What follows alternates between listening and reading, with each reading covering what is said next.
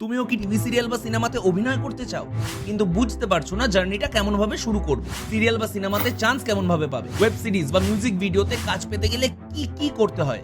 Don't worry, এই সব প্রশ্নের উত্তর আছে আমার কাছে। নমস্কার, আমি স্বর্ণাভ বিশ্বাস। তুলে দেবো তোমাদের হাতে সেই চাবিকাঠি যেটা ব্যবহার করে তোমরাও নিজেদের ভাগ্যের তালা এবার খুলে ফেলবে। যেই বাবা মা তোমাদের জন্য এত স্যাক্রিফাইস করেছে, তাই তুমি সাকসেসফুল হবে, স্টার হবে, সারা পৃথিবী তোমাকে এক ডাকে চিনবে। সন্তানের এমন সফলতার থেকে বেশি আনন্দের আর কি হতে পারে একটা বাবা মার কাছে?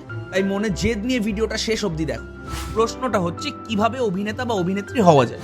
দেখো, টিভির পর্দায় কিংবা সিনেমায় অভিনয় করার ব্যাপারটা যতটা মজার লাগে তার থেকে অনেক বেশি কিন্তু চ্যালেঞ্জিং। এটা কিন্তু শুধু র ট্যালেন্ট দিয়ে হয় না, ডেডিকেশন, প্র্যাকটিস আর সঠিক পদ্ধতি হচ্ছে মেন চাবিকাঠি। এই ভিডিওতে আমি তোমাদের বলবো সেই সমস্ত স্টেপসগুলো, যেই স্টেপসগুলো তোমাদের নিতে হবে এই অভিনয় জগতে পা রাখতে গেলে। তাহলে জেনে নাও সেই পয়েন্টগুলো যেগুলো তোমাদের জীবনে এনে দেবে একটা successful acting career. Number 1, training.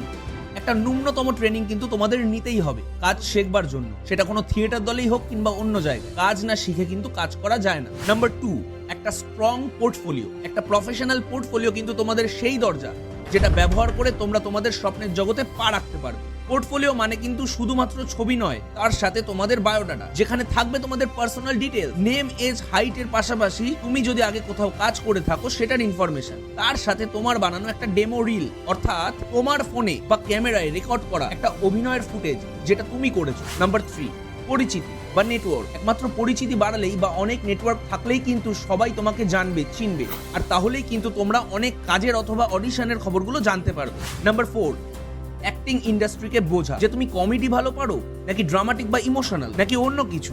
নিজের স্ট্রং পয়েন্টটাকে খুঁজে বের করে ইন্ডাস্ট্রির সামনে তুলে ধরাটাই হচ্ছে একটা সাকসেসফুল পথে পা বাড়ানো।